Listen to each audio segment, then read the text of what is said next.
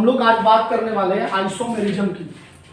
Isomerism का मतलब क्या होता है बेसिकली कि कोई भी अगर मैं मोटा मोटी आइडिया देता हूँ, तो जैसे कि मान लो अगर 28 को ले लेते हो, निकल को ले लेते हो, तो निकल के बहुत सारे चेहरे हैं कि जो है हमारे सामने उसका बिहेवियर अलग होता है, टीचर के सामने, सर के सामने बिहेवियर अलग है, अपने दोस्त पार्थ और करण के साथ रहता है तो उसका बिहेवियर अलग रहता है, फिर वो मम्मी पापा के सामने रहता है तो बिहेवियर अलग होता है, कोई एक्स होगा उसके साथ रहता है तो बिहेवियर अलग होगा, है कि नहीं?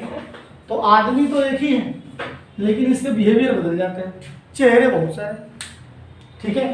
तो अगर नॉर्मली ये कहूँ कि मॉलिक्यूलर मास तो सेम है लेकिन स्ट्रक्चर डिफरेंट है, मॉलिक्यूलर मास तो सेम है लेकिन स्ट्रक्चर डिफरेंट है। यहाँ पर स्ट्रक्चर ही डिफरेंट नहीं है, उसकी ऑप्टिकल एक्टिविटी भी डिफरेंट होगी या उसका स्टीरियो भी डिफरेंस हो सकता है अगर ओवरऑल लेके चलते हैं तो, क्योंकि सभी को अगर कवर करें, क्योंकि आइसोमेरिज्म के दो टाइप हैं, एक है आपका स्ट्रक्चरल आइसोमेरिज्म और एक है आपका स्टीरियो आइसोमेरिज्म। फिर स्ट्रक्चरल के कई सारे पार्ट हैं और स्टीरियो के कई सारे पार्ट हैं। Is that clear? कन्फर्मर्स भी इसी में आते हैं, कन्फर्मर्स भी क्या आते हैं? इसी में आते हैं। Is that clear? यानी जैसे कि अगर हम सिंपल एक एग्जांपल ले लेते हैं और ये जो डिफरेंट चेहरे डिफरेंट सिचुएशन में डिफरेंट बिहेवियर ये बताता है कि उसकी केमिकल और फिजिकल प्रॉपर्टीज भी बदलेंगी, उसकी केमिकल और फिजिकल प्रॉपर्टीज भी बदलेंगी। तो टेक्निकली अगर मैं सिर्फ आइसोमेरिज्म की डेफिनेशन कहूँ तो मॉलिक्यूलर फॉर्मूला तो सेम हो लेकिन उसकी केमिकल और फिजिकल प्रॉपर्टीज डिफरेंट हो। आपको पता है कि मिरर इमेज के बदलने से, केवल मिरर इमेज अगर डिफरेंट है तो जो आपका मॉलिक्यूल होता है उसके एप्लीकेशंस बदल जाते हैं। केवल मिरर इमेज की मैं बात कर रहा हूँ, जैसे ऑप्टिकल एक्टिविटी की अगर बात करी जाती है। हाँ जी बाजी, बात समझ में आई कि आइसोमेरिज्म का मतलब ये हुआ कि मॉलिक्यूलर फॉर्मूला तो सेम हो लेकिन मॉलिक्यूल्स की फिजिकल एंड केमिकल प्रॉपर्टीज क्या हो? डिफरेंट। लिख लीजिए, लिख लीजिए।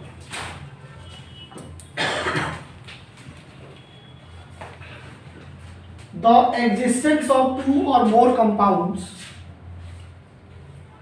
the existence of two or more compounds,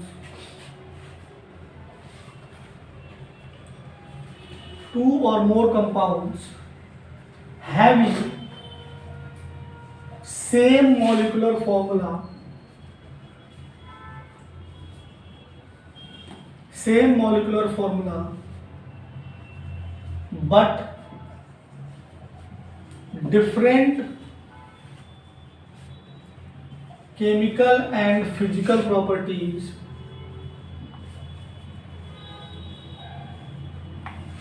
different chemical and physical properties are called isomers, are called isomers and phenomenon is called isomerism, and phenomenon is called isomerism, and phenomenon is called isomerism, and phenomenon is called isomerism। ठीक है? अगर हम बात करते हैं types of isomerism की, types of isomerism, तो isomerism कितने टाइप के होता है? दो तरीके के होते हैं। एक होता है आपका, एक होता है स्ट्रक्चरल आइसोमेरिज्म, एक होता है आपका स्ट्रक्चरल आइसोमेरिज्म और एक होता है स्टीरियो आइसोमेरिज्म।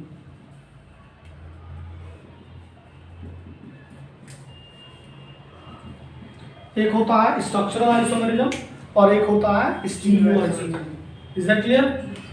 फर्स्ट हेडिंग डाल लीजिए structural isomerism.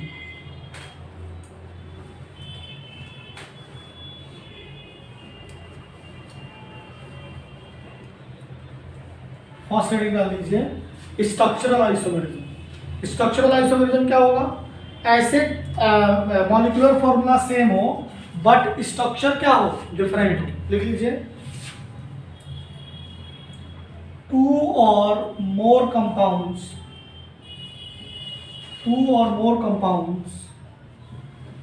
having same molecular formula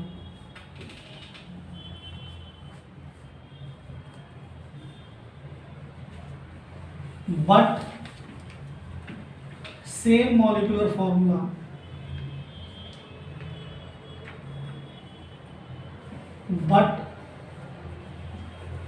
different structure,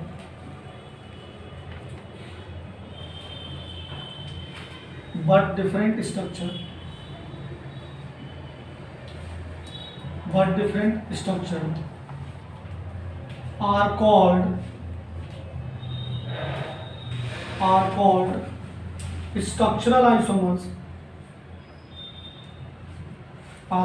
structural isomers,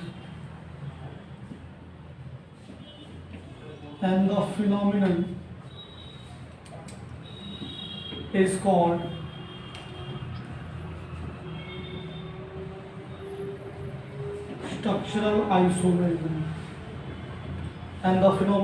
called structural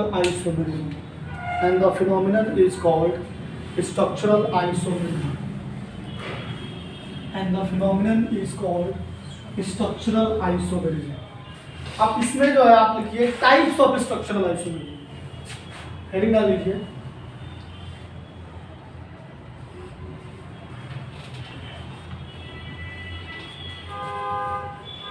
type of structural isomerism.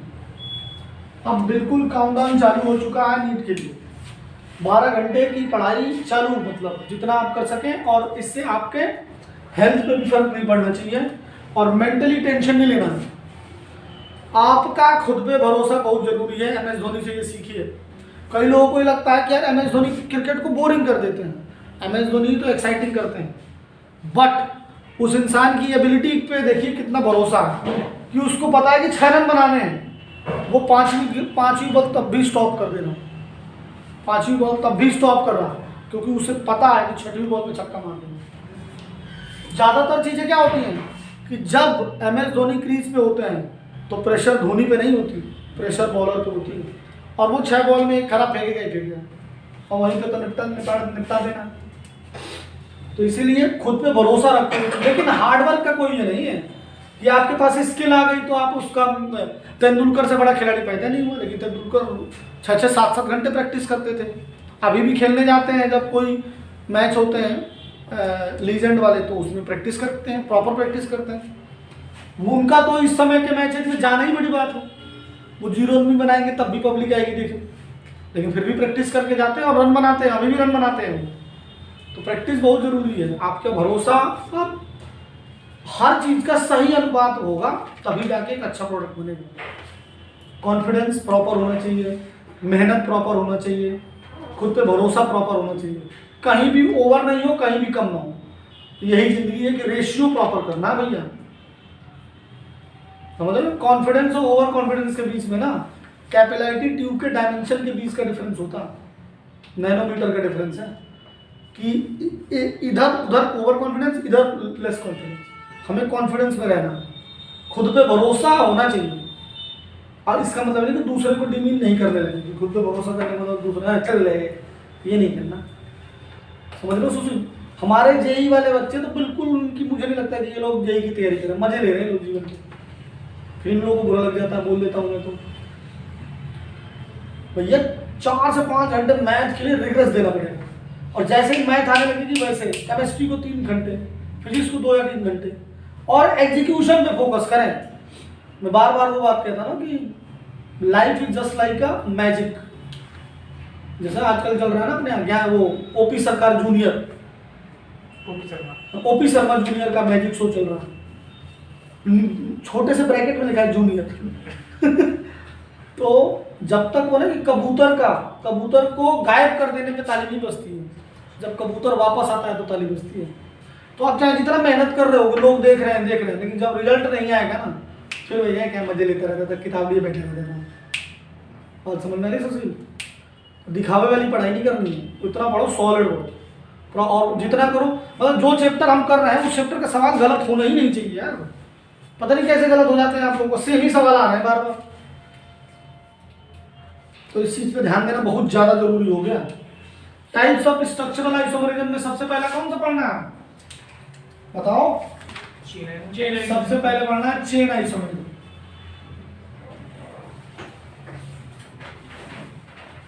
Chain isomerism का मतलब क्या हुआ कि मॉलिक्यूलर फॉर्मूला सेम हो, मॉलिक्यूलर फॉर्मूला सेम हो, सेम बट चेन डिफरेंट हो। चेन क्या हो? डिफरेंट हो। और चेन के बदलने से फिजिकल प्रॉपर्टीज तो बदलती ही है, ठीक है। जैसे एग्जांपल ले लें हम लोग C4H8 का, किसका ले लें? C4H8 का, C4H8 नहीं लो, C4H10 ले लो, ये ले लेते हैं। अब जिनको भी पता है तो ये फॉर्मूला रिजेंबल कर रहा है CnH2n+2 को, और इसका मतलब ये हो गया कि कार्बन और कार्बन के बीच में सिंगल बॉन्ड है। बताओ ये क्या पता नहीं है आपको? पता? तो एक तो चेन सीधी बना दो लाइक दिस, फिर 3 की चेन को रोक दो।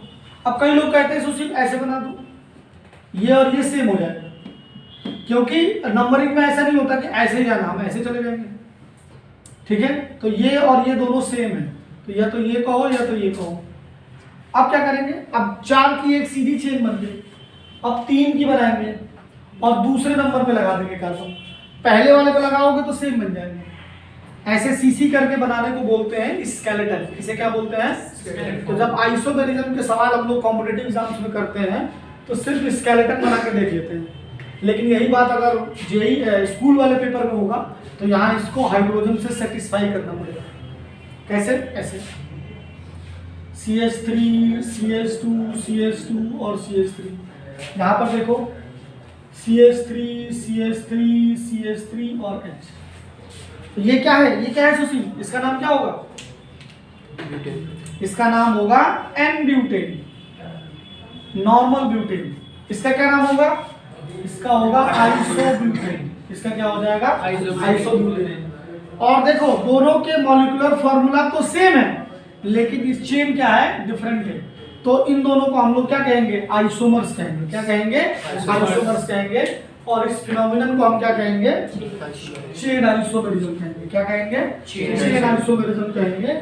और ये आइसोमेरिज्म क्या है? स्ट्रक्चरल आइसोमेरिज्म का ही पार्ट है। स्ट्रक्चरल आइसोमेरिज्म का ही पार्ट है। जैसे C5H12, इसके बनाइए आप C5H12।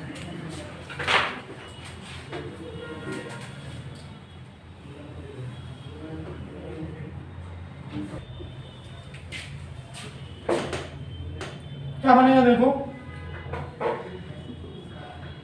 एक तो ये हो जाएगा, एक 4 की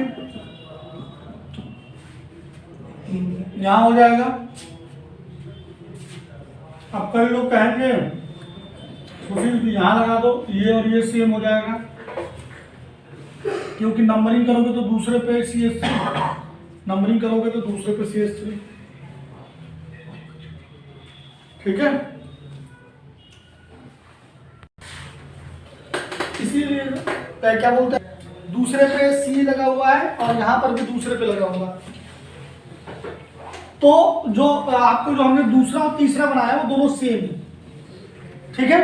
तो अब हमें क्या करना पड़ेगा? अगर 3 की स्ट्रेट चेन लेनी पड़ेगी और 2 को एक साथ लगाना पड़ेगा। अब ये वाला और ये वाला, ये तीनों सेम है, तो ये भी नहीं लिया जाएगा, क्योंकि इसमें भी तुम नंबरिंग करोगे, अगर लॉन्गेस्ट चेन बनाओगे तो वही बन रहा। तो 1 पे न लगा के हम कहाँ लगाएंगे? सेकंड पे लगा देंगे।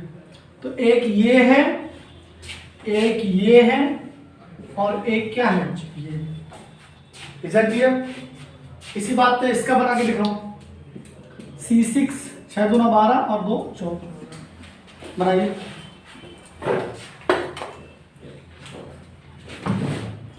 देखिए जो नेक्स्ट हमने बोला था वो क्या बोला था? C6H14। एक तो सीधी चेन बना सकते हो, 1 2 3 4 5 6, फिर एक 5 की, 1 2 3 4 5, और यहाँ पर 6। अब 5 की ही जो है आप बनाइए सीधी चेन, और ये जो कार्बन है इसको शिफ्ट कर दीजिए तीसरे पे। अब अगर कहीं इसको इधर शिफ्ट करोगे तो वापस यही बन जाएगा 1 2 और 1 2। तो हमें 4 की चेन बनानी पड़ेगी। अब 4 की चेन में दो कार्बन यहाँ नहीं लगा सकते 1 पे, क्योंकि वो वापस ये बन जाएंगे, तो हम दूसरे पे लगाएंगे। और अगर इसी 2 को तुम इस पे लगाओगे तो वापस यही बन जाएगा। कहने का मतलब ये है कि हम ये कह रहे हैं कि ये और ये दोनों क्या होंगे, सेम। ये दोनों ये नहीं लिया जाएगा, फिर एक नहीं लेंगे, तो हमें क्या करना पड़ेगा, 4 का ही तो रखेंगे, लेकिन दोनों को अलग अलग लगाना पड़ेगा। दोनों को क्या करना पड़ेगा, अलग अलग लगाना पड़ेगा। तो ये टोटल कितने बन जाएंगे, 1 2 3 4 और 5 आइसोमर्स बने, 5 चेन आइसोमर्स बन गए। Is it clear? Next heading डालो, नेक्स्ट हेडिंग डालो आपका कौन सा, पोजीशन आइसोमरिज्म। पोजीशन आइसोमरिज्म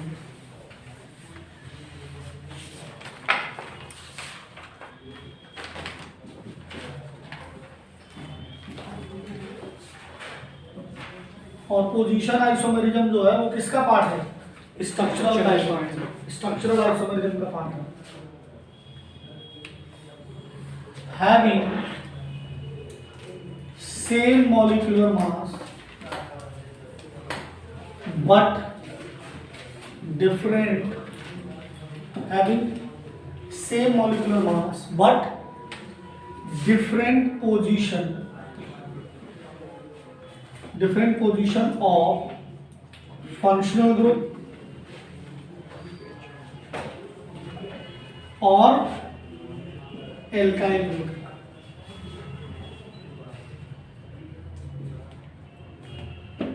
ठीक है, देखो कैसे,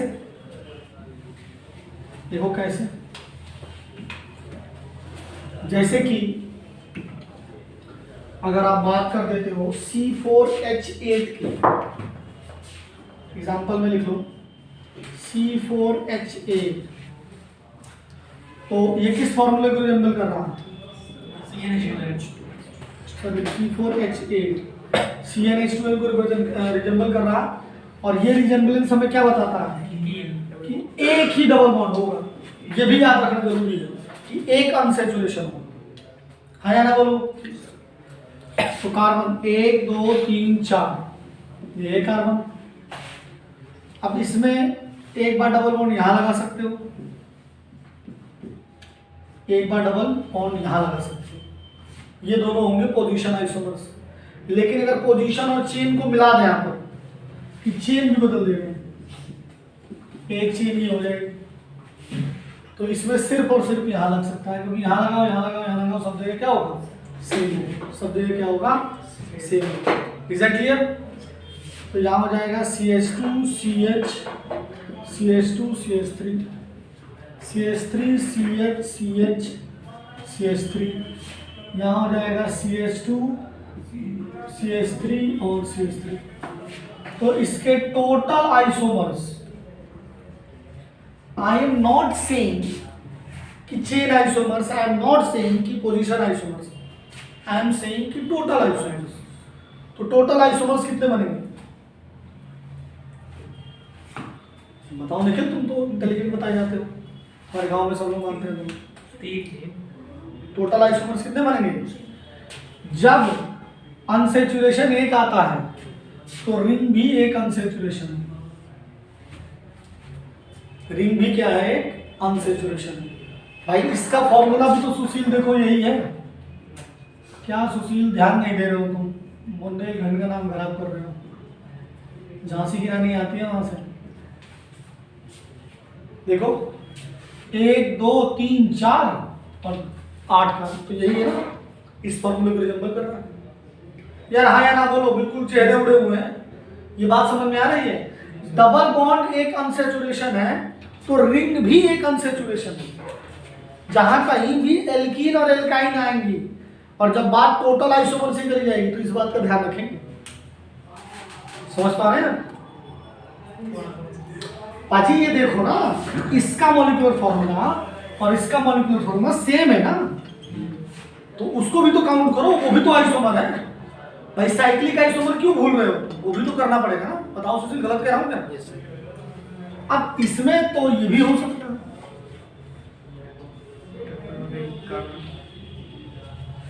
ये भी तो हो सकता है भाई साहब, 3 की भी तो रिंग हो सकती है। कह रहे यही बात।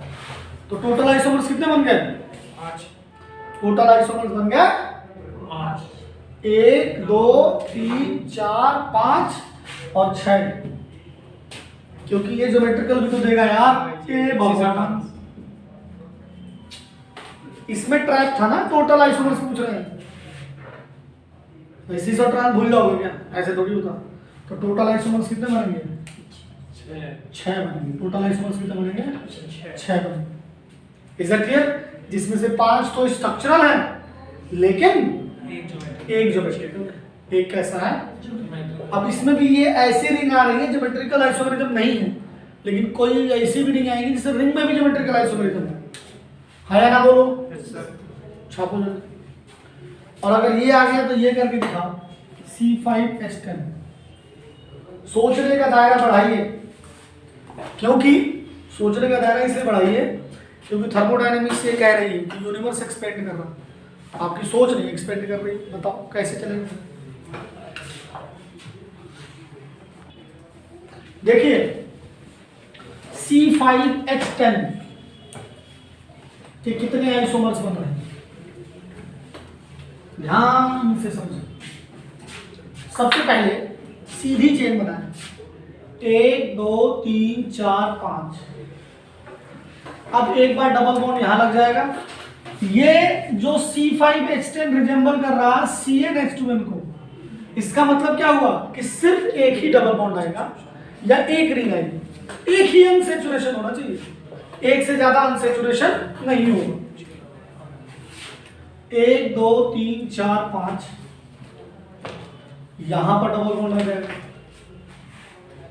फिर आ जाओ 1 2 3 4 5। अब इसमें यहां डबल बॉन्ड लाओ, यहां डबल बॉन्ड लाओ, सेम है। 1 2 3 4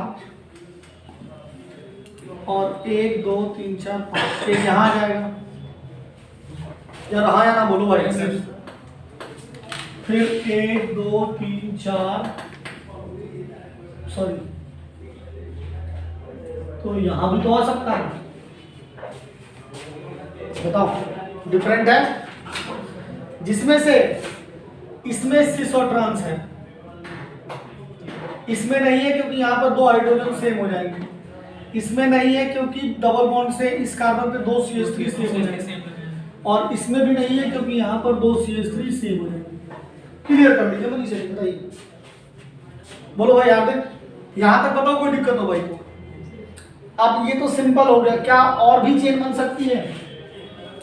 2 3 4 5 बन सकती है, लेकिन इसमें सुशील डबल बॉन्ड नहीं आ पाएगा क्योंकि कार्बन फट जाएगा। फिर कार्बन की वैलेंसी तो 4 ही होती है ना।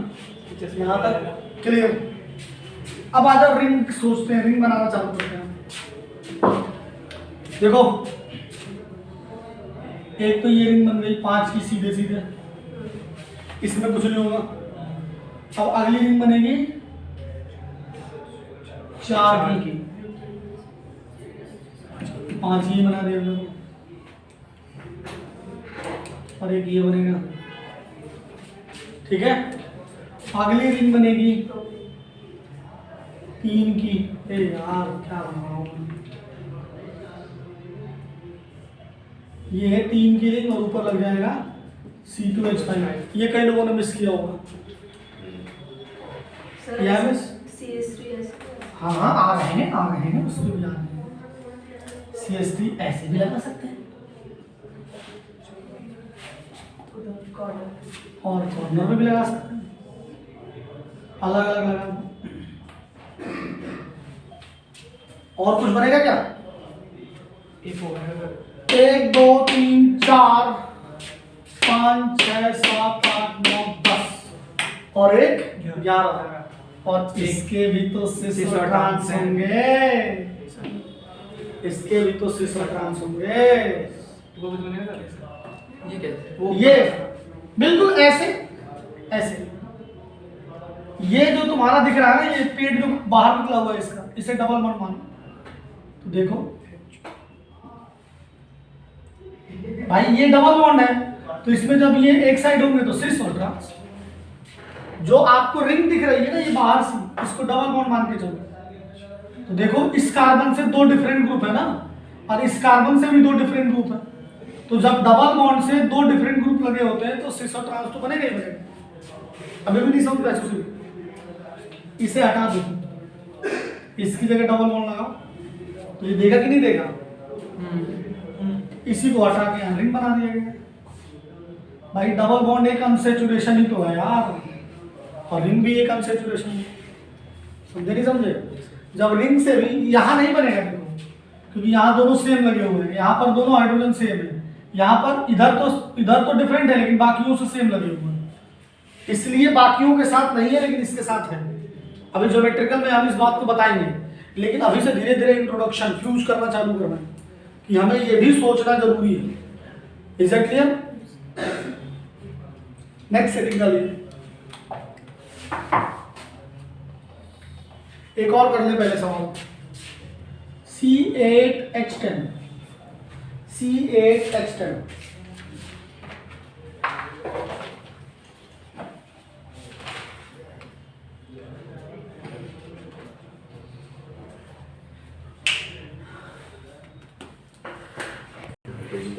देखिए भाई C8H10, तो जब आपको ये दिख रहा हो कि कार्बन और hydrogen Manisha almost same same से लग रहे हैं, तो यहां पर जादू है कि इसमें कहीं ना कहीं बेंजीन है।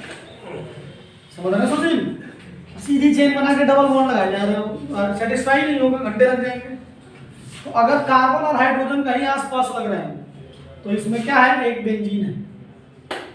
तो ये बेंजीन हो गई, और ये CH3 हो गया, और ये एक CH3 हो गया।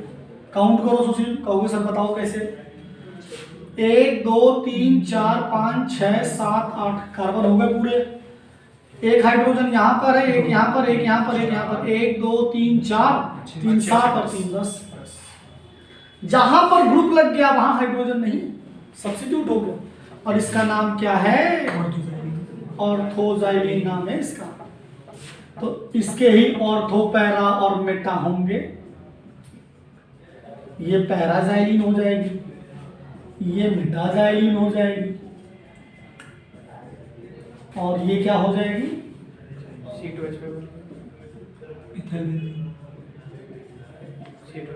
इथाइल बेंजीन हो जाएगी। ये क्या हो जाएगी? Ethyl benzene. Is that clear? बताओ हाँ या ना बोलो। ठीक है,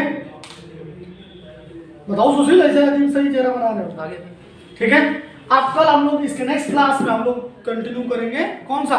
फंक्शनल आइसोमेरिज्म, टार्टोमेरिज्म और बाकी की चीजें। तब तक गुड नाइट, सुना दीजिए।